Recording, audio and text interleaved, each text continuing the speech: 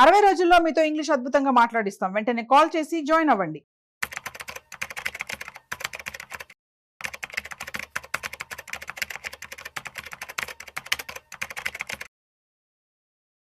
నమస్తే, welcome to Suman TV. నేను Udayasri. Present మనతో ఉన్నారు సర్టిఫైడ్ ఫినాన్షియల్ ప్లానర్ మాధవిరెడ్డి గారు. వారితో మాట్లాడదాం. హలో అండి, వెల్కమ్ టు అవర్ స్టూడియో. అండి, ఇప్పుడు తల్లిదండ్రులు ఉన్నారు, వాళ్ళ దగ్గర 50 లక్షలు ఉన్నాయి, వాళ్ళకి పిల్లలు ఉన్నారు, వాళ్ళ పిల్లలకి ఫ్యూచర్ కోసం వాటిని పెట్టాలి. సో ఎట్లా అలొకేట్ చేస్తే బాగుంటుంది? ప్రెసెంట్ మార్కెట్ వర్టిలిటీ గురించి మీకు తెలుసు. ఎస్ఐపిలో పెట్టాలన్నా, ఎక్కడ పెట్టాలన్నా కానీ ఎట్లా చేస్తే భయపడే పరిస్థితి నెలకొంది. సో ఏం చేస్తే బాగుంటుందని అంటారు? సో ఎవరి దగ్గరైనా కొంచెం అమౌంట్ ఉంది, సో వాళ్ళ పిల్లల ఎడ్యుకేషన్ కోసం ఇది మనం యూస్ చేసుకోవాలి, వాళ్ళకి ఇన్వెస్ట్ చేయాలి. ఇట్ కుడ్ బి 10, 20, 30, 40 ఎంతైనా అవనియండి. సో ఆ అమౌంట్ వాళ్ళ పిల్లల కోసం అంటే ఇక్కడ నుంచి వాళ్ళకి ఎలా లేదన్నా ఒక 8 years 10 years టైం ఉంది. వాళ్ళు హైయర్ ఎడ్యుకేషన్ అంటే దే ఆర్ అరౌండ్ ఒక 8 years పిల్లలు ఉన్నారనుకోండి. సో వాళ్ళకి ఇంకొక 5 years లేకపోతే 10 years టైం ఉంటుంది. అలానే 3 years పిల్లలు ఉన్నారు అంటే ఇంకెనదర్ 12 years టైం ఉంటుంది. సో ఈ విధంగా ఒక లాంగ్ టర్మ్ గోల్ అనేది ఒకటి ఉంటుంది. అలానే రిటైర్మెంట్ ప్లానింగ్, సో దానికోసం కూడా మీరు ఆలోచిస్తున్నారు. కొంత అమౌంట్ ఉంది, సో మార్కెట్లో పెట్టాలా వద్దా, పెడితే ఎలా పెట్టాలి. So both goals are long term. ఏదైనా సరే పిల్లలకైతే 8 to 10 years టైం ఉంది. అలానే మీ రిటైర్మెంట్ ప్లానింగ్కి ఒక 15 to 20 years టైం ఉంది. సో సర్టెన్ అమౌంట్ ఉంది. సో దీన్ని మనము ఎలా ఎలకేట్ చేస్తే బాగుంటుంది అంటే, సో దాన్ని మేము ఏం చేస్తామంటే that you need to divided into 3 partsగా మనము డివైడ్ చేసుకోవాలండి. So here we're taking just an example. మీ దగ్గర ఏ అమౌంట్ ఉన్నా సరే మీరు దీన్ని ఫాలో అయిపోవచ్చు. మనం ఒక ఎగ్జాంపుల్ 50 lakhs ఎగ్జాంపుల్ తీసుకుందాము. సో అందులో 60% మీరు ఏ అమౌంట్ అయినా తీసుకోండి, అందులో 60% వరకు మనము అంటే ఇందులో ఈ ఎగ్జాంపుల్ అయితే 50 lakhsలో మనకి 30 lakhs, 60% అంటే 30 lakhs వరకు మనము ఈక్విటీలోని పెట్టుకోవచ్చు అండి. ఈక్విటీలో అంటే మనకి మ్యూచువల్ ఫండ్స్ ద్వారా పెట్టుకుంటే వాళ్ళైతే మనకి ఫ్లెక్సీ క్యాప్స్ కానీ, లేకపోతే మల్టీ క్యాప్ ఫండ్స్ కానీ, మల్టీ అసెట్ ఫండ్స్ కానీ, లార్జ్ అండ్ మిడ్ క్యాప్ కానీ, ఇలా ఈక్విటీలోని మీ రిస్క్ టేకింగ్ ఎబిలిటీ బట్టి మీరు ఒక 60% వరకు ఈక్విటీలోని మీరు వెళ్ళొచ్చు. ఆ తర్వాత మనకి ఇంకొక 30% అంటే ఇప్పుడు మళ్ళీ 50 lakhsలోని ఈ 30% అంటే ఓ 15 లక్షలు. ఈ 15 lakhsని మనము డెట్ ఇన్స్ట్రుమెంట్స్లో పెట్టుకోవాలండి. ఎందుకంటే పూర్తిగా మనము ఈక్విటీలో కానీ పెట్టేస్తామంటే ఈ టెన్షన్ ఎప్పటికీ ఉంటుంది. అవును, మార్కెట్ పడినప్పుడు అంతా మీకు టెన్షన్ వచ్చేస్తుంది. సో ఎందుకంటే అంతా 80-90% ఎక్స్పోజర్ ఉండగానే మన మార్కెట్లో ఎప్పుడు వాలటిలిటీ అనేది తప్పదండి. సో మార్కెట్స్లో అయితే ఈ విధంగా అప్స్ అండ్ డౌన్స్ అయితే ఉంటాయి. సో మనం పూర్తిగా అందులో పెట్టకుండా మనము ఒక 30% వరకు డెట్ ఇన్స్ట్రుమెంట్స్లో మనకి చాలా ఉన్నాయండి. ఇప్పుడు మంచి బాండ్స్ కూడా మార్కెట్లో ఉన్నాయి. సో మమ్మల్ని సంప్రదించిన మీకు చెప్తాము 9% వరకు మనకి సెకండరీ బాండ్స్ అవైలబుల్గా ఉన్నాయి. అలానే స్టేట్ తెలంగాణ వాళ్ళకి సంబంధించిన బాండ్స్ అవైలబుల్గా ఉన్నాయి. కొన్ని డిబెంచర్స్ ఇవన్నీ కూడా మార్కెట్లో సెకండరీ మార్కెట్లో అలానే ప్రైమరీ మార్కెట్లో అవైలబుల్గా ఉన్నాయి. సో దాంట్లో కూడా మనం 8-9% వచ్చే అవకాశాలు కూడా ఉన్నాయి. సో అంటే ఓన్లీ ఎఫ్డి అనే కాకుండా ఇప్పుడు డెట్ అనగానే ఫస్ట్ ఏమైపోతుంది, ఎఫ్డి అంటారు. ఫిక్స్డ్ డిపాజిట్ అనగానే అక్కడ మనకి 6%, ఇంకా ఆఫ్టర్ టీడీఎస్ తర్వాత ఇంకా తక్కువ అమౌంటే మనకి వస్తుంది. సో ఇలా కాకుండా మనకు కొంచెం బెటర్ కావాలంటే కొంచెం ఎఫ్డి నుంచి బయటకు రావాలి. ఎఫ్డి నుంచి డెట్ ఇన్స్ట్రుమెంట్ అనగానే మనము ఈ బాండ్స్, డిబెంచర్స్ కూడా మంచిగా అంటే మంచి రేటింగ్ ఉన్న క్రెడిట్ రేటింగ్ ఉన్న బాండ్స్ కూడా మార్కెట్లో అవైలబుల్గా ఉన్నాయండి. So we will guide you through mutual funds ద్వారా కూడా మనము డెట్ స్కీమ్స్లోకి మనము ఎంటర్ అవ్వచ్చు. So there are different options for ఎఫ్డీకి మించి మనకి డెట్ ఆప్షన్స్ అనేవి త్రూ మ్యూచువల్ ఫండ్స్ ద్వారా ఉన్నాయి. త్రూ బాండ్స్ కూడా మంచి రేటింగ్తో 8-9% వరకు అవైలబుల్గా ఉన్నాయి. మీరు కానీ మమ్మల్ని అడిగినట్లయితే మేము డెఫినెట్గా దాని గురించి కూడా మీకు హెల్ప్ చేస్తాము, ఎలా సెలెక్ట్ చేసుకోవాలనేది. సో ఈ విధంగా 30% మనకి 50 lakhsలో డెట్ ఇన్స్ట్రుమెంట్స్లో పెట్టుకోవాలి. Where you can get a range of returns 7-9% వరకు మనము దీంట్లో ఎక్స్పెక్ట్ చేయొచ్చు. ఆ తర్వాత మిగతా 10% ఏం చేయాలి అంటే లిక్విడ్లో పెట్టుకోవాలి, ఏమైనా ఎమర్జెన్సీస్కి మనకి. ఎందుకంటే life is very uncertain, we don't know what will happen. So మనకి ఏంటంటే ఏదైతే ఆ 10% అంటే ఇప్పుడు 50 lakhsలో మనకి 10% అంటే 5 lakhs.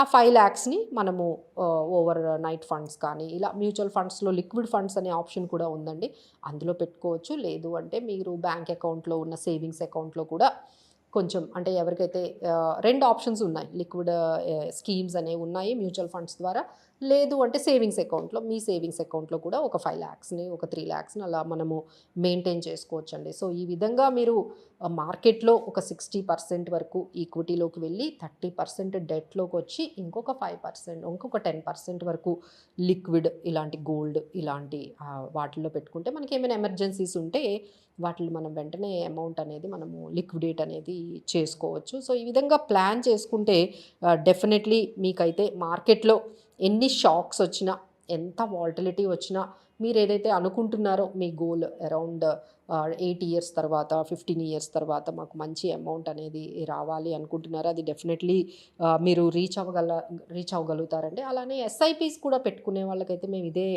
చెప్తున్నాము. మీరు ఒక 20,000 ఎస్ఐపి పెట్టుకున్నారంటే ఒక 12,000 వరకు ఈక్విటీ స్కీమ్స్కి వెళ్ళండి, ఇంకొక 6,000 వరకు డెట్ అండ్ బ్యాలెన్స్డ్ స్కీమ్స్కి వెళ్ళండి, ఇంకా అనదర్ 10% 2,000 వరకు అసలు రిస్క్ లేని స్కీమ్ ఒకటి లిక్విడిటీ కోసం మెయింటైన్ చేయండి. సో ఎస్ఐపీస్ కానీ లేకపోతే మీరు ఈ పర్టికులర్ మీరు లాంగ్ టర్మ్గా వన్ టైం పెట్టుకున్నా సరే మీరు ఈ పర్టికులర్ స్ట్రాటజీ అప్లై చేస్తే మీకు బ్యాలెన్స్డ్గా కొంచెం అంటే ఎంత వాల్టిలిటీ ఉన్నా నష్టం లేకుండా సేఫ్ గార్డ్గా మనం చేసుకుంటూ వెళ్ళొచ్చండి. బట్ ఇది మేము చెప్పినంత ఈజీ అయితే కాదు.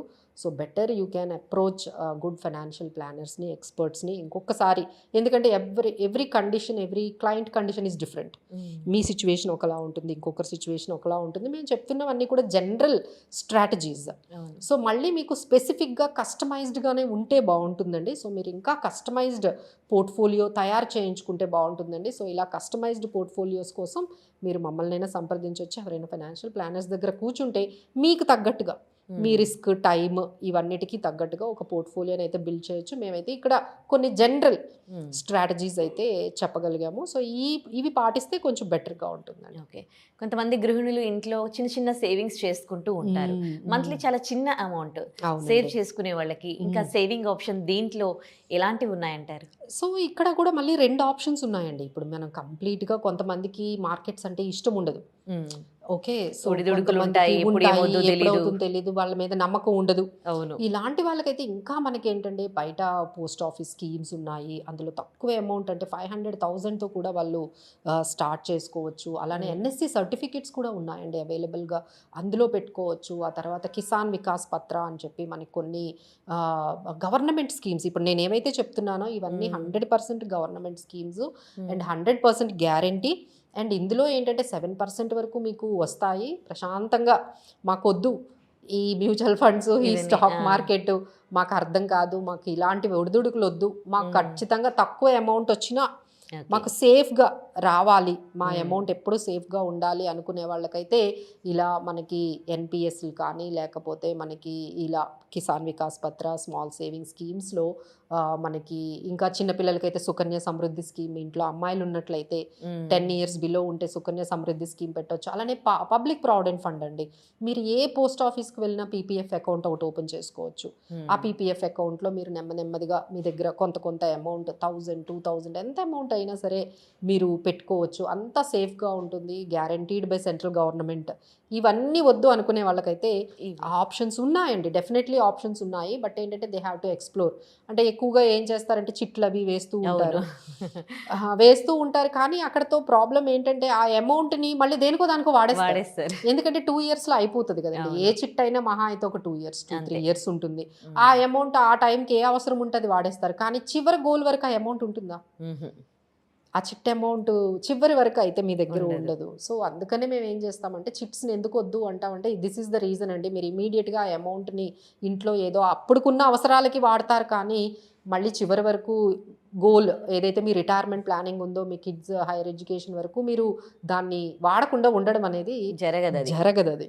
సో అందుకనే మేము ఏం చెప్తామంటే ఇలా మీకు మ్యూచువల్ ఫండ్స్ ఓకే మాకు పర్వాలేదు మేడం, మాకు మేము పెడతాము అనుకునే వాళ్ళకి ఎస్ఐపీస్, లేదు మాకు ఇవన్నీ వద్దు అనుకునే వాళ్ళకి స్మాల్ సేవింగ్ స్కీమ్స్, ఇప్పుడు పీపీఎఫ్ చెప్పాను, కిసాన్ వికాస్ పత్ర, నేషనల్ సేవింగ్ సర్టిఫికేట్స్, ఇలాంటివి ఎన్నో ఆప్షన్స్ ఉన్నాయండి. మీరు జస్ట్ ఒక పోస్ట్ ఆఫీస్కి వెళ్తే చాలు, మీకు ఈ మొత్తం లిస్ట్ అంతా ఇస్తారు, ఏ బ్యాంకుకి వెళ్ళిన ఆప్షన్స్ అన్నీ చెప్తారు. సో మీరు ఇన్వెస్ట్ చేసుకోవచ్చు. Thank you so much for your valuable suggestions Madhavi Reddy గారు. Thank you.